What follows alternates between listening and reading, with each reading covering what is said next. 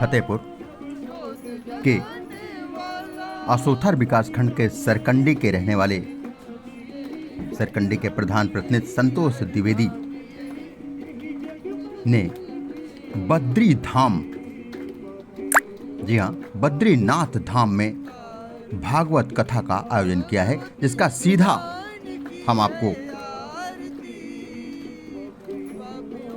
प्रसारण दिखाने का कार्य कर रहे हैं। जी हाँ, आखिरी आंसू में जो भी तस्वीर आप देख रहे हैं, ये बद्रीनाथ धाम की तस्वीरें हैं, जहां पर भागवत कथा का आयोजन किया जा रहा है और सरकंडी के प्रधान प्रतिनिधि संतोष द्विवेदी अपने परिवार के साथ कथावाचक सुभाष चंद्र मिश्रा जी की आरती उतार रहे हैं। सीधे आप देख सकते हैं, ये इनके परिवार के सदस्य खड़े हैं, राजेश मिश्रा जी खड़े हैं, वैभव द्विवेदी जी खड़े हैं, मयंक द्विवेदी जी खड़े हुए हैं और परिवार के सदस्य खड़े हैं। आरती का ये दुर्लभ दृश्य, ये आरती बद्रीनाथ में हो रही, लेकिन आखिरी आंसू के माध्यम से आप तक ये आरती पहुंच रही है। जी हाँ, बद्रीनाथ धाम जाना ही पहले तो दुर्लभ है, लेकिन वहां पर भागवत कराना ये इतिहास की इबारत लिखने जैसा है और ये कार्य संतोष द्विवेदी के द्वारा किया जा रहा है और भागवत कथा का सीधे प्रसारण आखिरी आंसू आप तक पहुंचाने का कार्य कर रहा है। वहां की दुर्लभ आरती जो कि लोग दर्शन करके सीधे जल्दी से जल्दी वहां से आना चाहते हैं, लेकिन वहां पर रुककर भागवत कथा करवाना, साक्षात प्रभु के दर्शन करवाना, ये बड़ी बात है। और भागवत कथा जिस स्थान पर हो रही हो वहां पर तो प्रभु के साक्षात दर्शन होते ही हैं। कथावाचक इतनी सरलता से वहां पर भागवत कथा कह रहे हैं बद्रीनाथ धाम में, और ये आयोजन संतोष द्विवेदी जी के द्वारा किया गया है। परिवार के उनके एक एक सदस्य इस कथा वाचन में मौजूद हैं।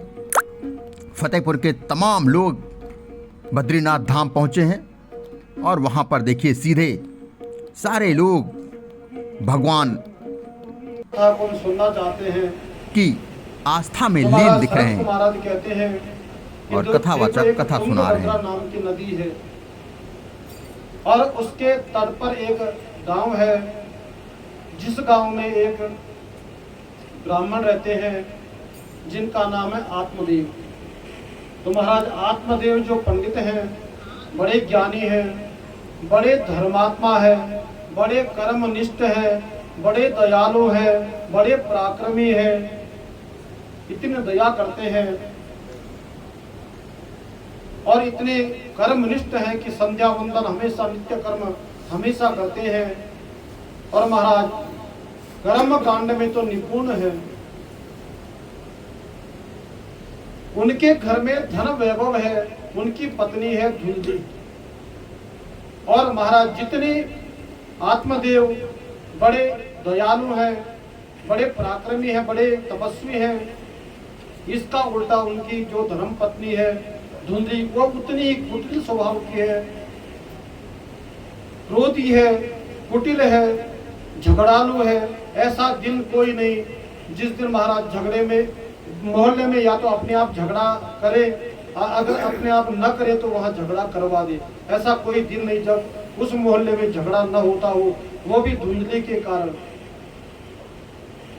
महाराज आत्मदेव जी के पास धन वैभव है, सब कुछ है घर में।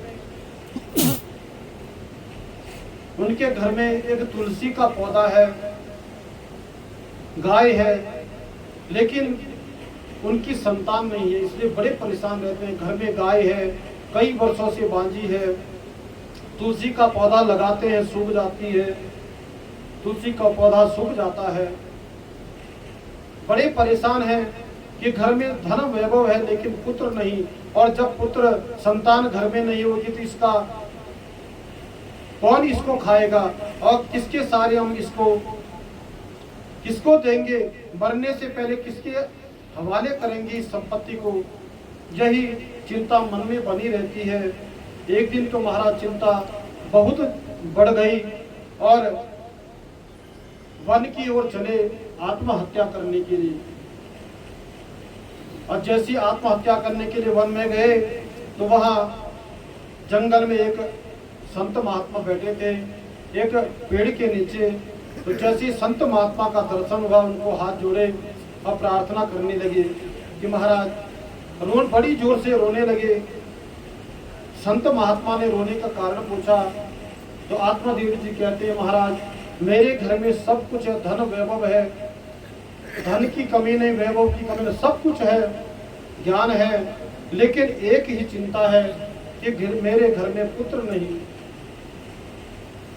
तो संत महात्मा ने समझाया कि पुत्र नहीं तो उससे क्या होता है। बोले कि नहीं, मैं आपसे प्रार्थना करता हूं कि मुझे ऐसा वरदान दीजिए कि मेरा पुत्र हो जाए। संत महात्मा ने समझाया कि मुंचा ज्ञानम प्रजारूपम बलिष्ठा कर्मणो गति विवेकम तो समासाद्य त्यज संसार वासनम। ब्राह्मण देवता कहते हैं कि महाराज यदि घर में संतान नहीं है और आप परेशान हैं तो यह आपका सबसे बड़ा भ्रम है। संत महात्मा समझाते हैं कि देखो महाराज जिसके घर में संतान न हो क्या वो परेशान होता है। तो आत्मादेवी जी कहने लगी सबसे बड़ी परेशानी है। तो संत महात्मा कहने लगे कि देखो राजा सगर के 60,000 पुत्र हुए और कपिल मुनि के आश्रम में जाकर के भस्म हो गए। तो जब वो भस्म हुए तो क्या राजा सगर प्रसन्न हुए होंगे? कितनी चिंता उनको नहीं हुई होगी। क्या उन 60,000 पुत्रों ने राजा सगर को सुख दिया? फिर कहते हैं कि धर्मात्मा, अभी आप कथा सुनेंगे आगे, कि धर्मात्मा अंग थे, बड़े पराक्रमी पराकाष्ठी थे, बड़े धर्मात्मा थे, लेकिन उनके पुत्र बेन हुए जो बड़े ही दुराचारी हुए। महाराज राजा बेन ने भगवान का पूजन बंद करवा दिया, सारी यज्ञ बंद करवा दिए, ब्राह्मण भोजन वगैरह सारा बंद करवा दिया और कहने लगा कि जो भी भगवान का नाम लेगा उसे मार, वहीं पर उसकी हत्या कर दो, उसको वहीं पर मार दो। तो संत महात्मा कहने लगे कि उस बेन के डर से उनके पिता जो राजा अंग हैं घर छोड़कर भाग गए। यदि पुत्र से सुख मिलता है तो राजा अंग को क्यों नहीं मिला?